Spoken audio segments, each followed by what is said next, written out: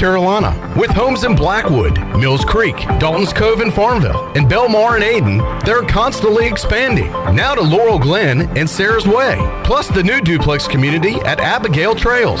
BMS Builders can build the home of your dreams. Just ask Dr. Dennis Ross in Greenville or ECU football coach Mike Houston. They built their homes and they can build yours as well. Call 916-1578 for BMS Builders.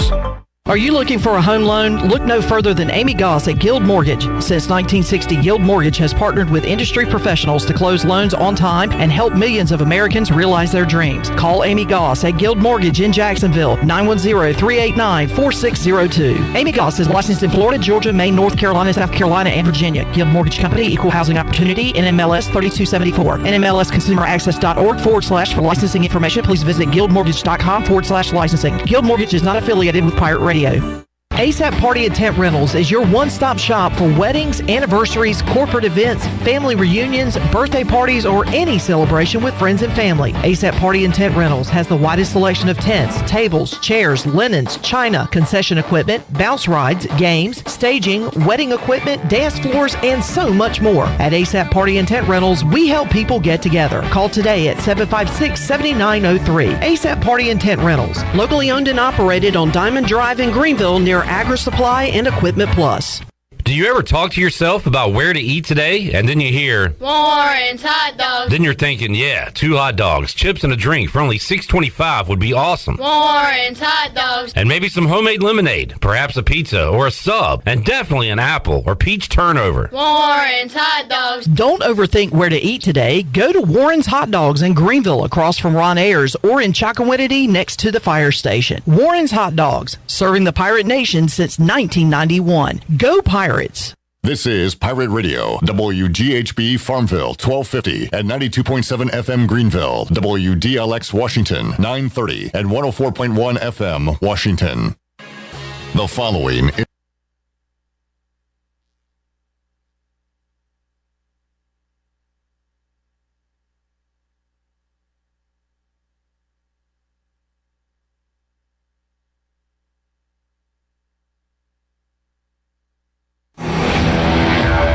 the best burgers around.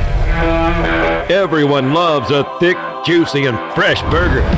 Tiebreakers in Greenville, plus the all-new Tiebreakers in Winterville, do real burgers better than anybody. So don't just go to any burger-themed restaurant chain. It's time to break the chain and eat local. Tiebreakers, real burgers at its best. Everybody loves burgers. The following is an exclusive presentation of Pirate Radio, the voice of the Pirate Nation.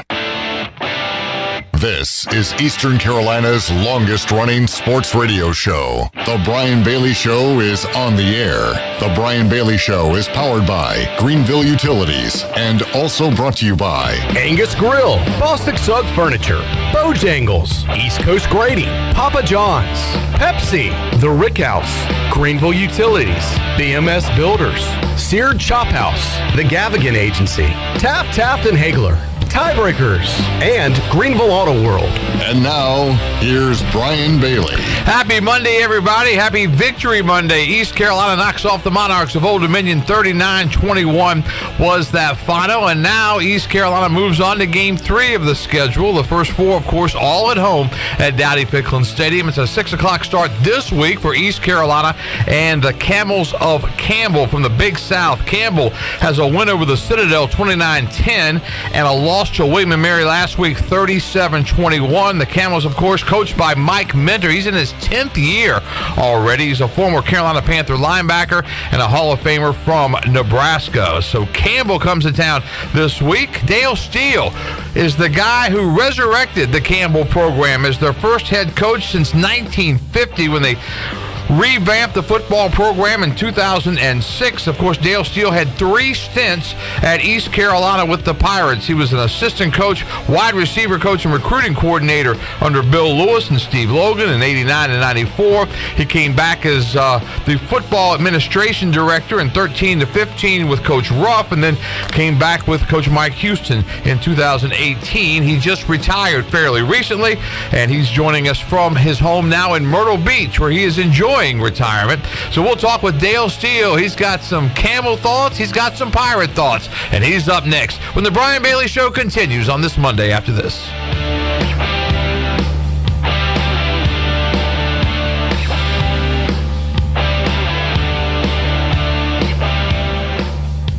It's summer's last hurrah, and at Bostic Sugg Furniture, we're ending it in style with 3 ways to save on the most fashionable looks for your home. Save double the sales tax, plus 6 months special financing, plus 20% off accessories to complete the look. Change your mattress, change your life. Buy a mattress, get up to 48 months special financing. Plus, visit Facebook and ask about our Hot Buy store-wide. The sun may be setting on summer, but not the savings at Bostic Sugg Furniture.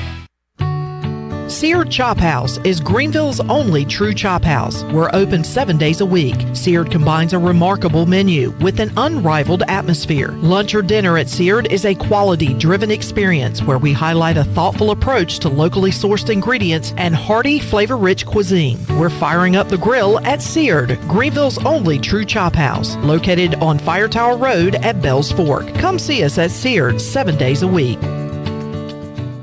Hello, Pirate Nation. This is Kyle Gaines at Washington Chrysler Dodge Jeep Ram. We are growing, so is our service department. We're adding more space to provide a faster, more affordable service for you. Come sit down with our team and let us customize your next Jeep or truck. Have the freedom to pick out your own lift, wheels, and tires and more. Drive a little, save a lot when it comes to customizing your next vehicle. We're at Washington Chrysler Dodge Jeep Ram, located off 264 West in Washington, North Carolina, and online at WashingtonChryslerDodgeJeepRam.com. Hey Pirates, this is Holton Ahlers. A big part of my success on the field is what I eat at home. To keep my body filled up, I order meals off a Clean Eats meal plan. I choose the meals I want from 6 different meals offered each week, and I pick them up on Sunday or Monday at the cafe on Red Banks Road. Each meal is packed with the perfect mix of healthy proteins, carbs, and veggies to keep my engine running at full speed. Go to CleanEats.com, click on meal plans, or stop by the cafe and get all the info. Clean Eats and the Pirates, a winning combination. Do you need custom t-shirts, apparel, or promotional items for your business, organization, or event? Keep it local. Print it local with University Sportswear. University Sportswear ENC.com is your one-stop shop for all promotional products for your business. With over 1 million items to shop from, University Sportswear ENC.com offers high-quality products at prices to fit any budget. Visit University Sportswear ENC.com for contact information and to get shopping. University Sportswear ENC.com, the official sportswear provider of Pirate Radio. For the latest from the world of golf. Tune in every Saturday morning from 8 to 10 for the Golf Shop Radio Show, presented by PlayGolfMyrtleBeach.com, the golf capital of the world. Hosts Mark Greenhelch and Matt Blanchard talk golf from tee to green and everything in between. If you like golf, you're going to love Golf Shop Radio. Before you tee up, drop on in. Welcome to the Golf Shop. Pirate Radio. We have a standard for the way you're going to play, and we're going to start making sure that we point out those that are meeting the standard, and everybody else has to rise to that. You have to. There is no choice. You have to rise to the standard, because the standard is what wins. The voice of the Pirate Nation. You're listening to The Brian Bailey Show, powered by Greenville Utilities, providing reliable utility solutions to the Greenville region since 1905. Now, back to the show. All right, welcome back to the Brian Bailey Show on this Victory Monday for East Carolina. Pirates come up with that 39-21 win over the Monarchs of Old Dominion. Next up is Campbell, and what better way to talk Campbell football than the man who restarted the program. He was hired as the head football coach at Campbell on June 15th, 2006, and he led the Campbell Camels for, 5 seasons before he lost that job and came back to East Carolina for a couple of other stints. He's had 3 stints with East Carolina, so we've known him for a long time. Dale Steele joins us now from his new home in Myrtle Beach, South Carolina. He's enjoying retirement life. But Coach Steele, welcome to the show today. Well, thanks, Brian. I appreciate it. It's always good to talk to people back in Greenville, and always good to talk to you. When you look at the decision and the chance to start the program, obviously that's got to be one of the most difficult challenges that you can go through. I know you had great interest in the job. You got the job. When you got that job, what was the hardest part of it? Basically not having any infrastructure at all, or not having any, knowing where you wanted to go, but just the infrastructure to get it there was not in place. We had a very small weight room at the time. It was over in Carter Gym. We had a very limited, facilities in terms of we had to build a practice field. We had to build a locker room. We had to order all the equipment. It was a lot of the infrastructure that goes along you take for granted when you take a job. When you walk into the East Carolina job, which I've done 4 or 5 times, certain things are there. The strength program is there. The academics are there. The compliance are there. The things that support your program are there. We didn't have those things, and we had to develop them. And we had a good group of administrators. Stan Williamson had hired me, and Dr. Jerry Wallace, who supported the program early. They knew it was going to be a process, and they knew it was going to take a long time to get to where it is today. When you look back at it and you took the job, as you started your first couple of months, did you ever sit back and say, wow, this is even more than I thought it was going to be? Oh, absolutely. Absolutely. We were fortunate at the time that David Bennett, who had started down here at Coastal Carolina, invited us down. We spent 2 days with him, and kind of he went through all of the growing pains he had and how he had and helped us to avoid some things that we were able to avoid. And but it was hard those first couple of years. The first year, the first trying to get players, trying to get an infrastructure, planning a stadium. I think I spoke to every place in Harnett County and Fayetteville and Fuquay Arena that would, if 2 people would get together to talk about Campbell football, I'd go speak to it. So I spoke to churches and civic groups and everything else, trying to build a fan base. And obviously, that's one thing that we were able to do successfully because people care about Campbell. We were able to build a fan base. And, there are so many similarities. People don't believe this between Campbell and East Carolina, and so many connections. There were a lot of the people that Jack Britt, who had obviously played at East Carolina, was the vice president, one of the vice presidents who hired me. So there were a lot of people that knew about East Carolina, and a lot of people had gone through Campbell and then gone to East Carolina when it was junior college. So there were days when you wonder, are we ever going to get where we want it to be? When you look back and you think about those first couple of seasons, obviously you knew it was going to be a struggle. You go 1-10 that first year, 3-8 and 3-8, and then you jumped out with that 6-5 campaign. Is that the moment where you really thought that, hey, we got this thing turned around? Yeah, it is, and there was a process involved in it. And that last year we had 37 seniors, and they were dedicated to making it work. They were just hard-nosed, good kids, some from Greenville and a lot of Eastern North Carolina kids on that football team. And they were dedicated to staying there and getting their education and building something. And I told them if they did that, they would look back years from now and they were a part of building something. And they have certainly done that. And they support it now. They're having a big tailgate at East Carolina this weekend, that group. So, it's rewarding to see where it's come to. Obviously. That last season, you go 1-10, and that's when you lost that job. Mm-hmm. What went on in that season? Well, that season was basically, we lost those 37 seniors. We had a quarterback who had transferred from SMU, who was a senior that year. We go in and he gets his jaw broken in the second game of the season, and we were developing a new offensive line, and the things that you learn, and I learned there, boy, you better not let those lines get thin. You better hang on to them youngins no matter what you do, That's the one thing that coaching them have done a great job at East Carolina with Shank and Roy of rebuilding those offensive and defensive lines and getting them deep so that you're playing a number of players. And that's the key to success now. You can have a great quarterback, but if you don't have those linemen, and those linemen have really come along. Shank has done a good job with them. Roy's done a good job with his, and they've got those kind of players now to compete continually.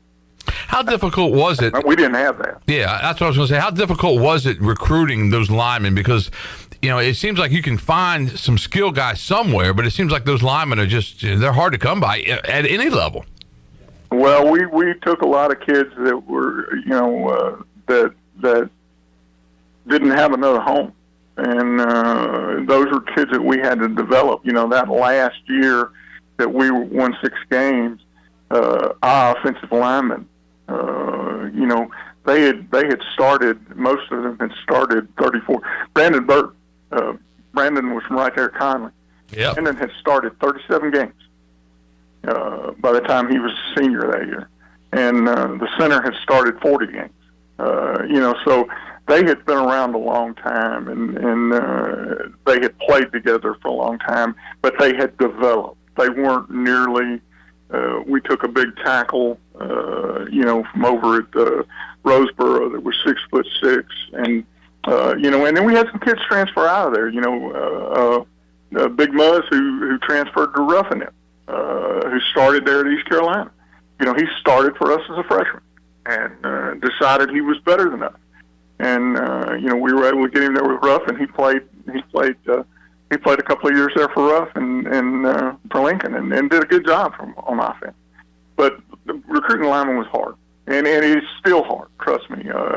You have to build, and what they've done at East Carolina is they've done a good job of having the younger players ready to fill in when the older players leave, and that's what you got to have. And that's the mistake we make. We didn't have a mature enough group. We didn't play enough of those guys.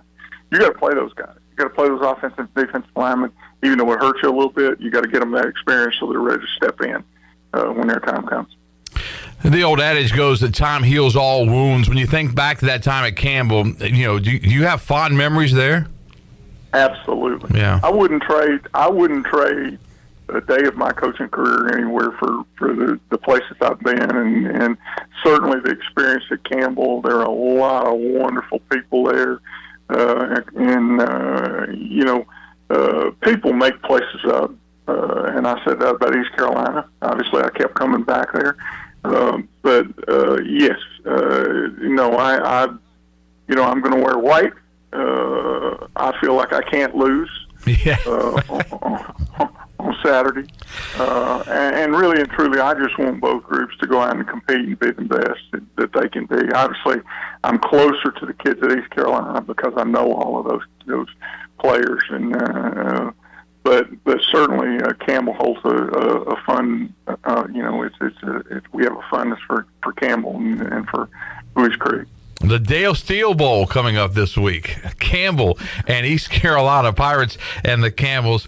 What you need to do, Coach, is find you a Clemson jersey of some sort. You got the purple and you got the orange right there together, and you'd have them both right there. Got them together, but I'm just going to go and see a lot of people and enjoy the time there. And of course, East Carolina is a very, very special place to us, and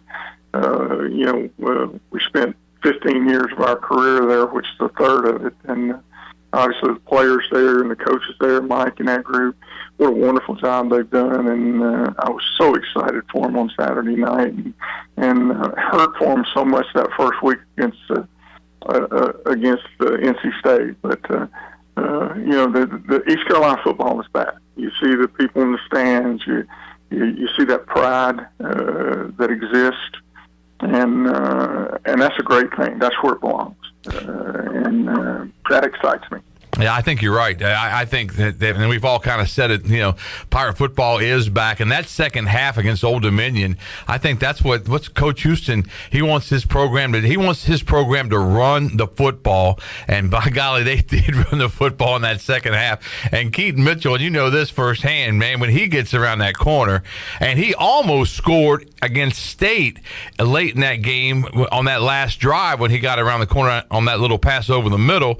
If he could have just gotten past one more person, he'd have scored there, and we wouldn't have had to worry about that missed field goal. But when you look at a kicker from that first game with Owen Dafford and all the good things he did last year, your heart kind of goes out to him, and you're on the outside looking in now. But you were with all those guys and everything. What were your thoughts when you saw that 2 weeks ago? I hurt for Owen terribly bad. Owen was one of those kids who would stop by my office every once in a while and talk, because those kickers sometimes they don't have meetings to go to, and he would come by, and he developed a fondness for golf. One day I was over at Belt Fields looking at fields, and Owen's over there just tearing up the turf. I said, "What are you trying to do?" I'm trying to learn to play golf. I said, "Hey. Give me that club and let's talk a little bit." But Owen's a great young man, and things are going to happen. Wins are hard to come by. We become so wrapped up in it when we're in it until we forget that Owen Daffler has been a very good thing for East Carolina football, and I hurt so much for him, and I hurt for the entire team because they played an extremely good football game. And they were well prepared, and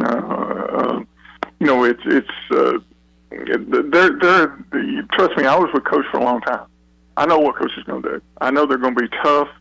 I know they're going to be well disciplined. They're going to play well. They're not going to have a lot of penalties. They're going to be a solid football team. And it took time to get to that process, but obviously Coach and the staff have done a great job of getting it to that point and getting the players in.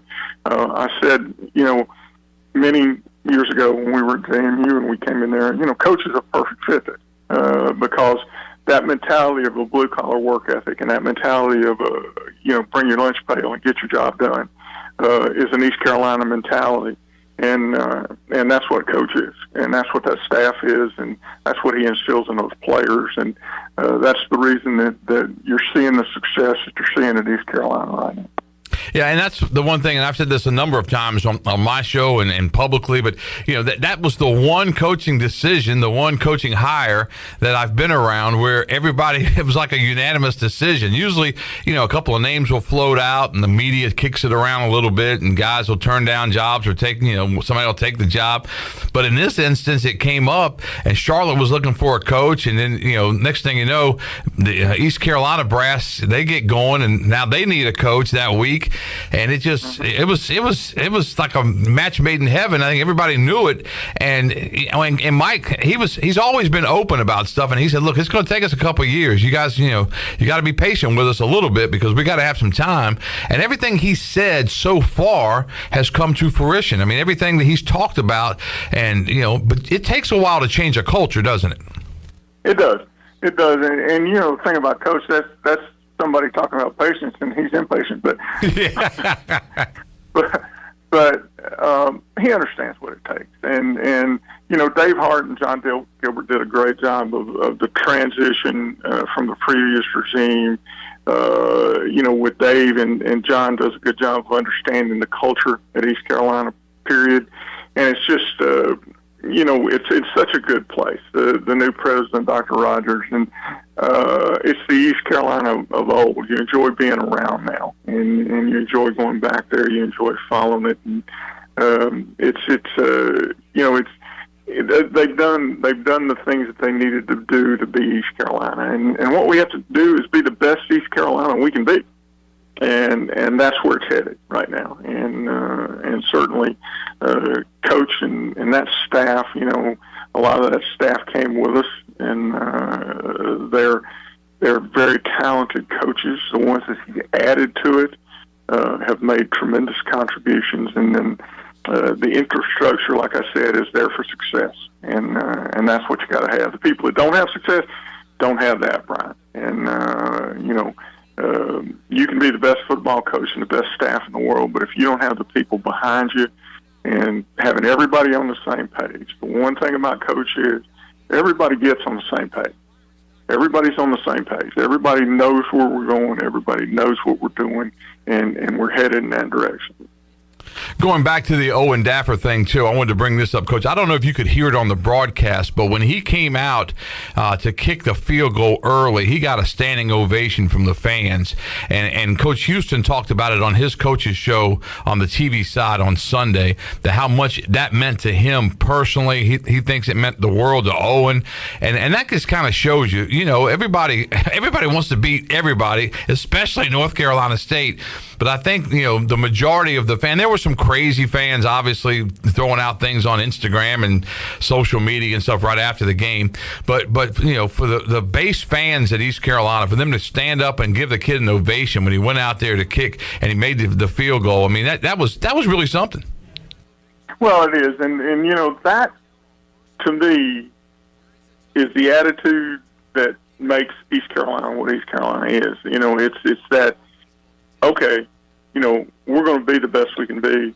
When something happens, we're going to move forward. Next play. And the people that make up East Carolina, the people in the town of Greenville, the people that over 15 years that I got to know that love and bleed purple and gold and are Pirate Nation, those people are good character people. And I know it meant a lot to Owen. I know it meant a great deal to his teammates because they understand, hey, look, guys, these people that we're playing for, okay, they understand what we're doing. They understand the work that we're putting in. They understand that it all isn't going to go right, but we're going to represent them in a way, and we're going to give them our all, and they're giving us their all. And that's the great thing about East Carolina, and the fan base and the players. Dale Steele, the first coach at Campbell when they restarted the program back in 2006. And, of course, he had those 3 stints at East Carolina. He's got the Dale Steele Bowl coming up this week, East Carolina, and the Campbell set to play at 6 o'clock. 3. That's right. Yeah, I got you. 3 stints. The first stint, you came here in 1989 as the wide receiver coach and recruiting coordinator. When you got here in 89, what were your thoughts about East Carolina? Again, it was a great place. It was a great place to be. Very quickly, you understood that there was an expectation and there was a commitment there to be the most successful that you could be, and to be the best East Carolina we could be. And, we had a great staff. It was peppered with guys who were old head coaches. We had great players. We came in at a time when Coach Lewis, added some stability. We had a great administration in Dave Hart and his group that really took care of us. And, 30,000 people, okay, in Dowdy Ficklin back then was like 60,000 people somewhere else. You go back to the Pittsburgh, okay, the day we beat Pittsburgh or the day we beat South Carolina. You couldn't have a better crowd whether it was 30,000 or 60,000 because they were loud, they were into it. The atmosphere was tremendous, and that's what helped the program to go and to move on. Brian, it was. You were part of that dream season, 1991. One of the iconic pictures, I think, from that season was the Pittsburgh game that you mentioned. You guys on the sideline, you scored the touchdown late, make the decision to go for 2, and there's a great shot of you talking to Coach Lewis right there on the sideline, and you guys make that decision. But that was that season, and I kind of said it when East Carolina lost to North Carolina State. I said, if you think back, the Pirates in 91 lost to Illinois in a controversial fashion. It was one of those situations where, if you remember it, it was a penalty on a celebration after the onside kick, and they backed East Carolina up, and instead of 1st and 10, it was 1st and 25, and the Pirates just couldn't get over that hump from that 1st and 25, and it really shouldn't have been a penalty, right? No, they called a penalty on Clayton Driver. Yeah. 85. Receivers. and Clayton had picked the ball up, and he extended his arms out, and the ball was kind of toward the Illinois sideline, but he was well within the hash. He had the ball in his hands, extended both arms out, and raised his head, and was, and there was nothing directed at Illinois or the Illinois bench or the Illinois fans or anything else. And they made that call because it was that year that taunting had become a big thing. Yeah, I knew they had an emphasis on that. Yeah. So Clayton was certainly not taunting when he did it. It was a celebration that he was having and that our kids were having, and it wound up costing us. But I'll tell you what, the season itself, we just continued to get better and better and better and better and play better the entire year. And that's what's going to happen with this group. That's one of the things about coaches groups that they'll continue to improve all year. They'll get better all year because he doesn't change the standard. The standard is going to be the standard the last week of the season, or in preparation for a bowl, that it was when they prepared for NC State. And because of that, you play with consistency and you continue to improve. And I think when you look at the two rosters, I mean, you had a Jeff Blake who was blossoming right there. We've had Holton Ahlers who's setting all the records at East Carolina. He'll walk out of here with every passing record for East Carolina. His experience in certain spots, the offensive line for East Carolina this year is much improved. That offensive line was really, really good. And there's just so many similarities. I said it last week. I'm not saying they're going to run the table, but I think it kind of sets up very similar, doesn't it?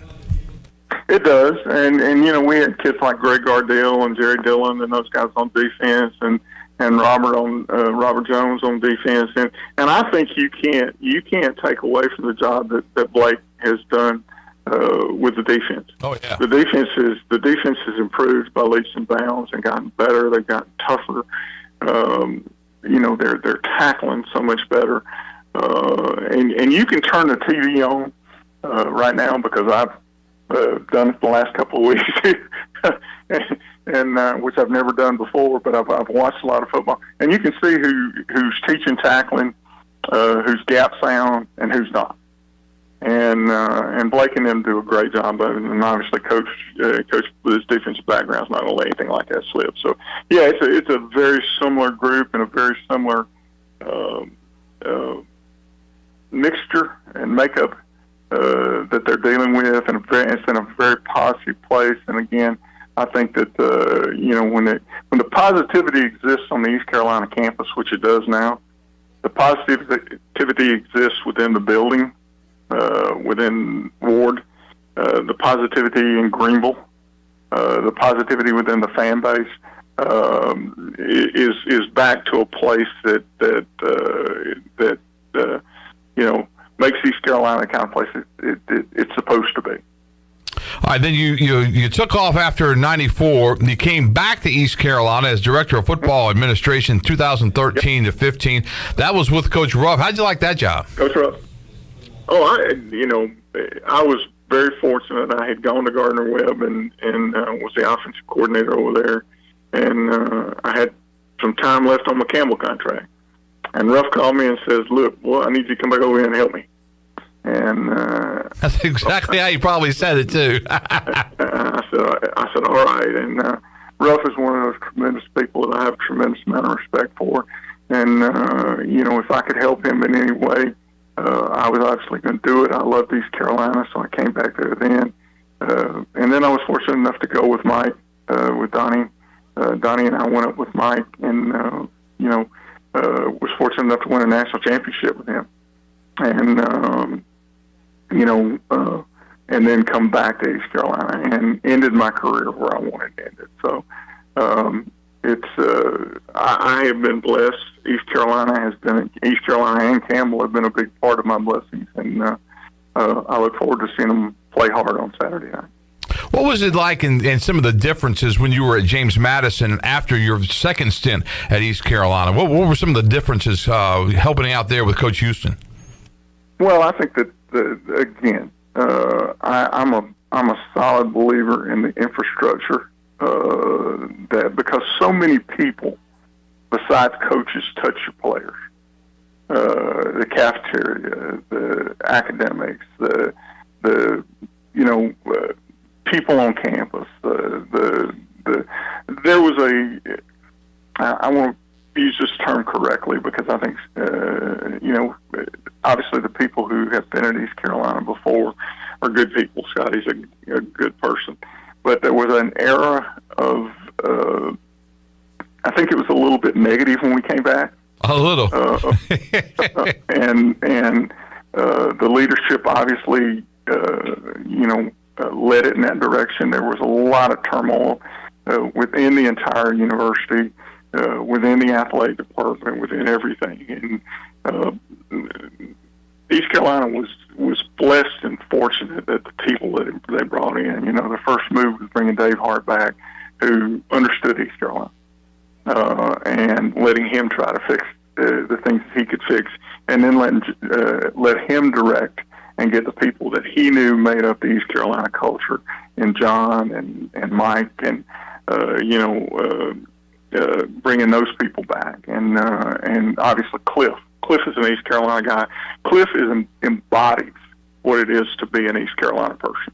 The success that he has because of the hard work that he does, and it's a blue-collar attitude, and that's what you have to have at East Carolina, and there's nothing wrong with that. That the people that succeed there are the people that have that, and it's a wonderful thing to have. And you wrapped up this long career of yours with those 3 years with Coach Houston here at East Carolina. The funny thing is when Coach Houston was taking the job, and we're trying to piece together his staff, and we knew all the guys had been here 2 and 3 and 4 times, like you guys like Shank and Kirkpatrick and everybody. But everybody I would call, they'd be like, look, I don't know anything officially yet. I don't want to go on record. I'm not sure what's happening right now. It was like the worst kept secret of all because everybody was coming back. But what a great reunion it was for everybody to get a chance to come back. And I know you guys were kind of telling Coach Houston what East Carolina was about. Well, we were able to help Coach. Obviously, Coach has his own grasp on things, but we were able to help him in some shortcuts that other people that come there who make mistakes because they don't understand the culture or they don't understand what goes on. We were able to, the three of us that have been there, along with JJ, JJ McLean, were able to help Coach to avoid those potholes, which made things go speedier, made things go faster, made things happen at a greater rate. And, you knew it was coming. You didn't know how long the process was going to take, but by avoiding some of those potholes, we were able to, Coach was able to speed the process up. So, and East Carolina people, think about the number of people who have come back to East Carolina a number of times. Yeah. There are a number of coaches that through the years, I think that probably one of the smartest people I ever knew was Steve Logan. He said, I'm just not going to leave. Yeah. And he was going to stay, but I think that until they issued him out of town. But Steve was smart. He knew what a good job it was.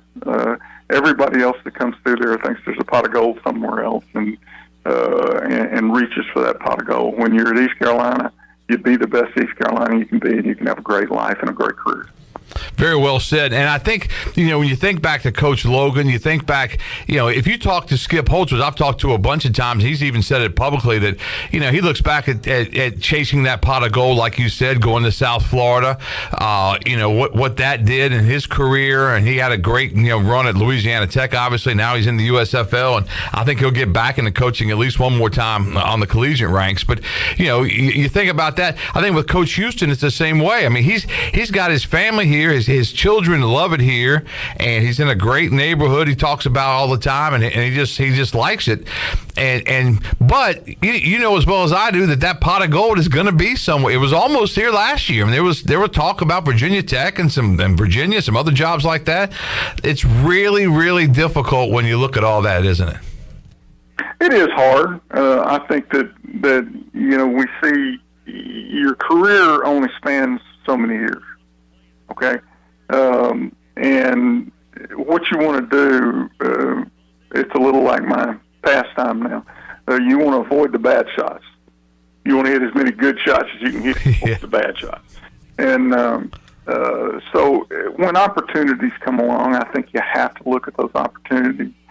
But, to grab something where the infrastructure, or to grab something where it's not in place to be the kind of program, or to be, there's a fit thing involved in this too now.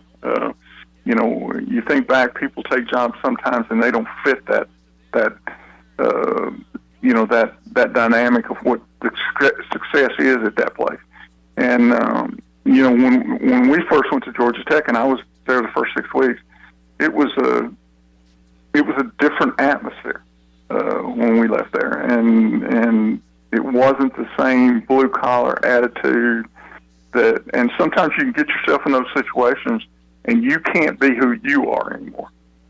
You can't be and do and say and be productive like you were at another place, because that place has a different set of expectations for you. And coach is perfect. Could coach other places? Absolutely. He's a good football coach. But I know that coach will look at the total situation for his family and where he belongs. And he's in a very good place right now. And he's not one of those people who chases jobs. He's very content where he is and doing the best he can where he is. And then when opportunities comes along, he'll look at them.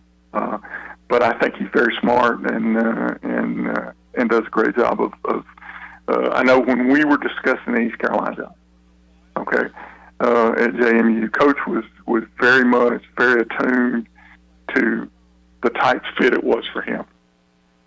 What could be done? Can we do this? Can we be who we are? Can we succeed doing the things we want to do? And thus he made a good decision, and they made a good decision. Dale Steele, three-time staff member at East Carolina, the man who revamped the Campbell Camel football program, as Campbell comes to town to take on East Carolina Pirates in the Camel 6 o'clock at Dowdy-Ficklin Stadium. Let's wrap things up with Coach Steele. Coach, can you give us a scouting report on what we're going to see East Carolina and Campbell? You've seen both these teams play, right?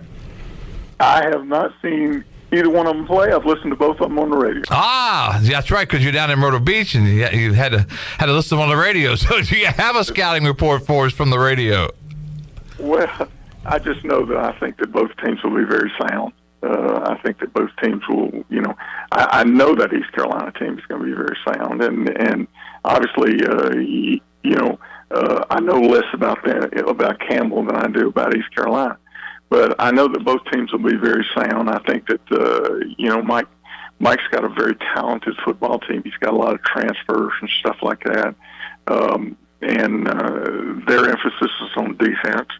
I think that Coach Houston and his staff are going to have their guys ready to play. And I just look for 6 o'clock to be able to see everybody and to be able to see that purple and gold and to be able to see that orange and black. And it was a vision we had many years ago of where we wanted the program to be at Campbell, to be able to compete in that environment and do those things. And obviously, at East Carolina, I think it's great for the state when you can have an FCS program that can visit an FBS program within the state rather than going, 6 states away to bring somebody in there who's not going to bring a crowd. You're going to have a great crowd on both sides, and you're going to have a nice orange and black group, and you're going to have all the purple and gold you can stick in Dowdy-Ficklin. So I told them the other day out here, we were playing golf. I told them, I said, coaches are the worst in the world at predicting.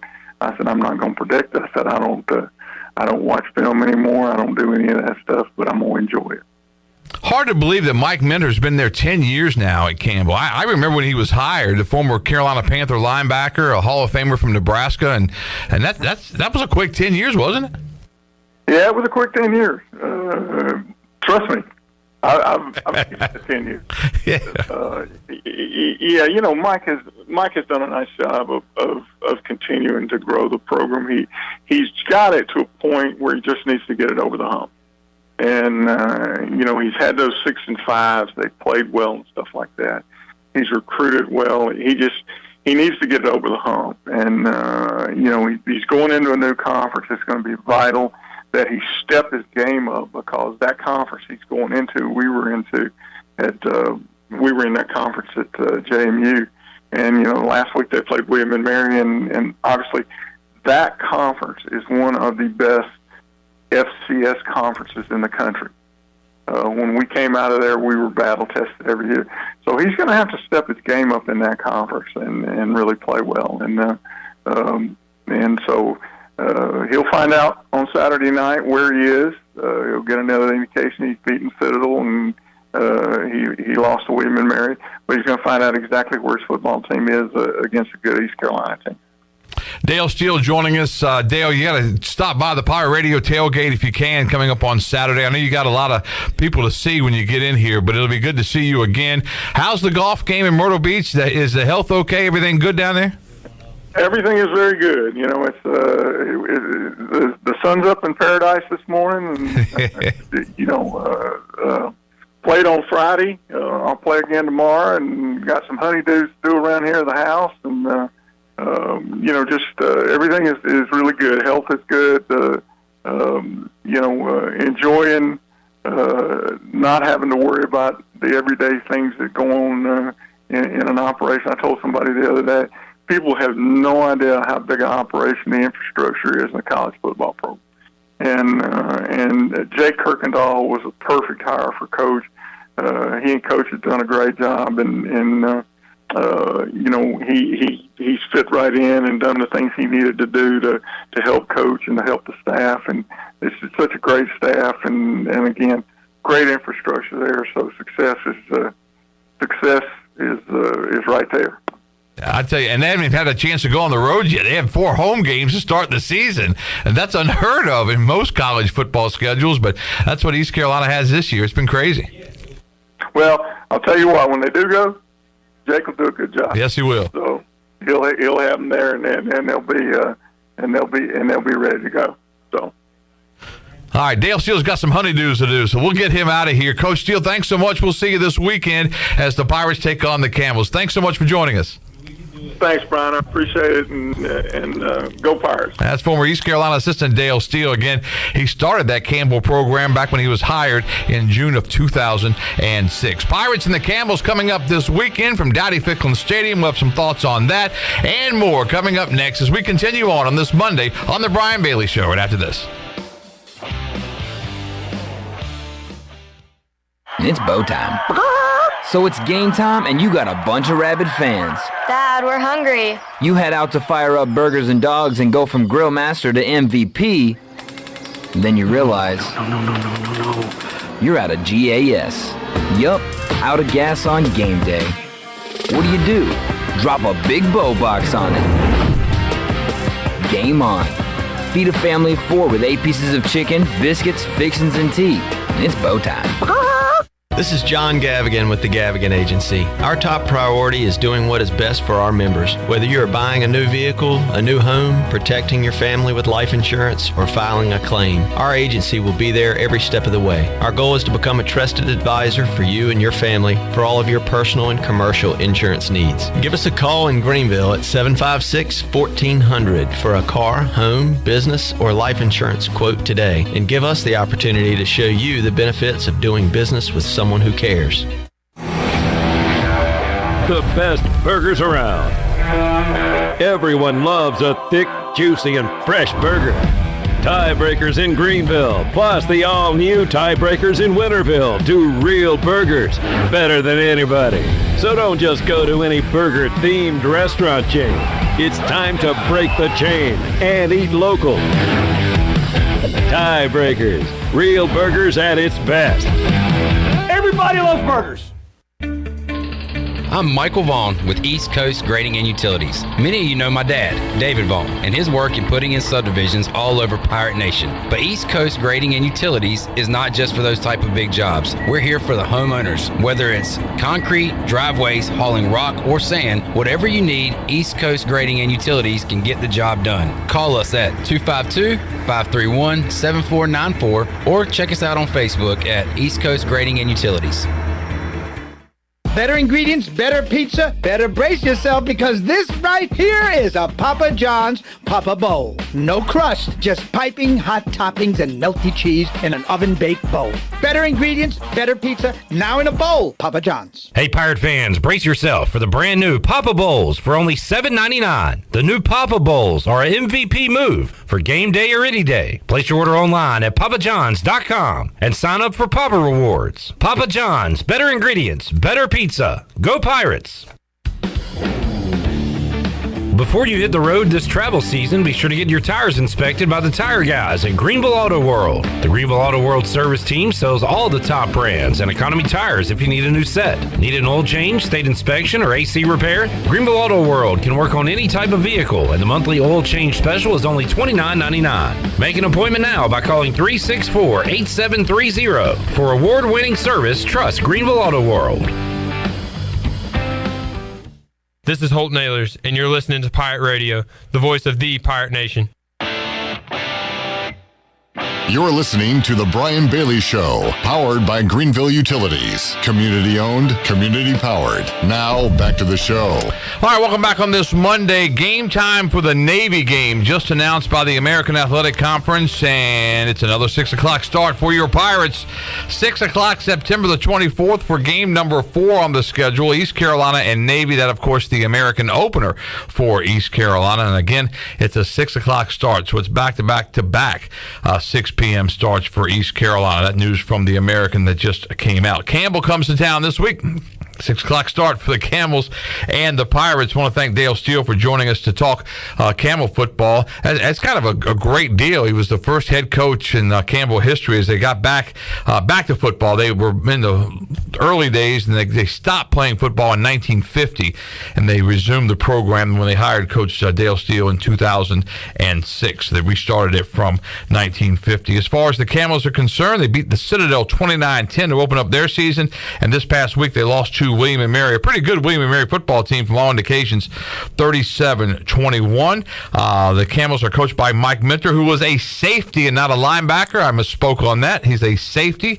10th year at Campbell already, and he's a Nebraska Hall of Famer.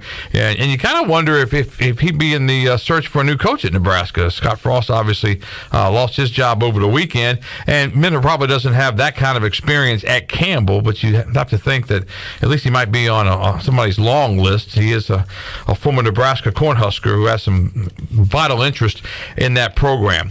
East Carolina coming off that 39-21 win over the Monarchs of Old Dominion. The running game finally got going in the second half. Keaton Mitchell, 18 carries, 160 yards rather. The 81-yard run was the big one in that deal. And, you know, in watching the game, and Clip Rock's going to chime in with us a little bit, but in watching the Pirates play, Keaton Mitchell's one of those backs that he may get bottled up for most of the game, but when he breaks one, you know, that changes the stat sheet completely, and that's exactly what happened on Saturday night, wasn't it, Clip? Yep, he got loose one time, and that's all it took, and he had a similar run, didn't break it all the way, but remember he had that one 28-yard run against NC State, so he's going to have at least one a Saturday that goes for 20, 40, or in this case, 81.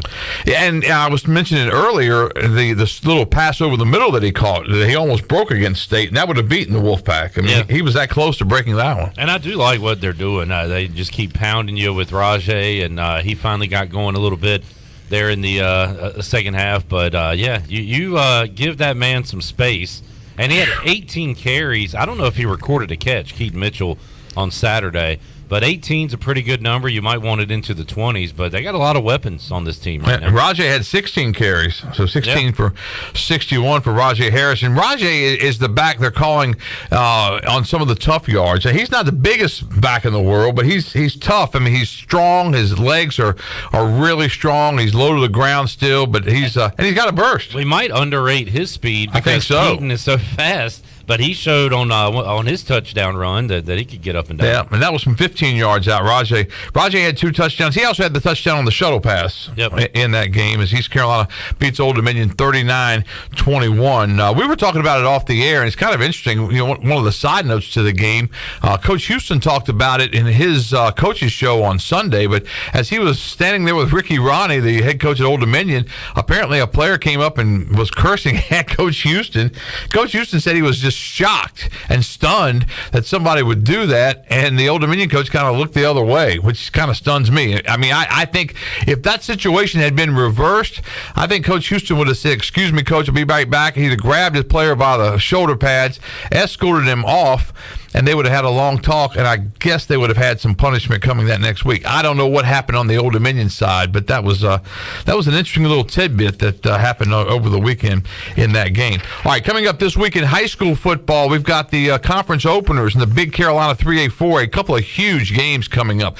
New Bern plays at Havelock. New Bern is ranked number 1 in our Touchdown Friday Top 9, and Havelock is ranked number 2. And J.H. Rose goes on the road. They were at Southwest Onslow this past week. They go back to Jacksonville, and this time they take on the Jacksonville Cardinals. So 2 key games in that Big Carolina 3A4. Conley is off. South Central takes on Northside Jacksonville, and most of the polls, the preseason polls, have both of those teams near the bottom of the standings. South Central, though, did get their first win this past Friday night when Willow Spring came to town. But conference openers in that league, conference openers in several other leagues. So the high school football season gets down and dirty now when the conference play starts. Green Central is the surprise so far of the high school football season. They're undefeated, and they will travel to North Pitt in Bethel coming up on Friday night. So that's the opener there. JP2 still undefeated. They take on Rocky Mount Academy on the road in Rocky Mount. So we should have some pretty good high school football coming up as well. Bailey, handicap Havelock New Bern. Does Havelock have a shot against New Bern? I don't know if they do or not, because New Bern, they started off the season outscoring the opposition 154-3. Then last week they played at Maury, which is in Norfolk, Virginia, and they won 21-14. I'm not sure how good Maury is. Havelock is a little young, but Havelock's got some really good talent as well. Their quarterback didn't play last week. I think he was a little banged up, but they just wanted to save him for the New Bern game. But that's going to be a war. I mean, it always is, and that's the beauty of the Big Carolina 3A4A, because later on you'll have Rose and New Bern battling. You'll have Rose and Havelock. Jacksonville will play New Bern. I think it was Jacksonville that beat New Bern last year. So there's all kinds of combinations that come into play, and of course Conley's still in that. Conley had a rough outing last weekend taking on Northern Nash, and the Knights were pretty good in that game. But there's just some great high school football coming up, and that Big Carolina 3A4A rarely disappoints. Again, New Bern on the road at Havelock, Rose on the road at Jacksonville. 2 of the big high school football games coming up in week number 5 of the high school football season. Hard to believe we're in week 5 of the high school season, and the Pirates still haven't gone on the road yet. I think we go through 7 weeks of high school football before East Carolina will hit the road. So that's something to look forward to when the Pirates finally do hit the road again. If you missed it, it's an East Carolina 6 o'clock start with Navy on September the 24th. That was just announced. And so the Pirates have back-to-back 6 o'clock starts. All right, let's take our final commercial break. We'll come back. We'll no wrap time up. to talk NFL, or we ran out of time. I'm sorry. Man. Dak's in surgery right now, and I have to go pray somewhere. Back with more after this.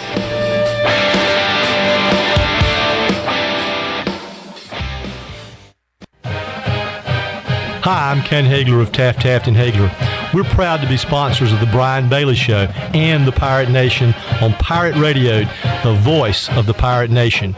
If you've been injured on the job or due to someone else's negligence in an automobile collision, call us at 752-2000 for a free consultation with experienced professionals who care. Go Pirates!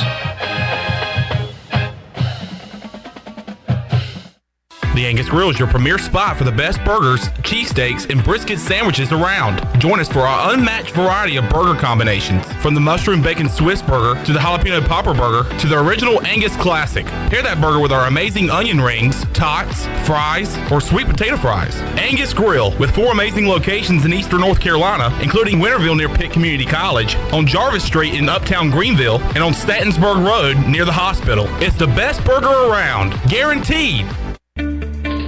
I'm Michael Vaughn with East Coast Grading and Utilities. Many of you know my dad, David Vaughn, and his work in putting in subdivisions all over Pirate Nation. But East Coast Grading and Utilities is not just for those type of big jobs. We're here for the homeowners. Whether it's concrete, driveways, hauling rock, or sand, whatever you need, East Coast Grading and Utilities can get the job done. Call us at 252-531-7494 or check us out on Facebook at East Coast Grading and Utilities.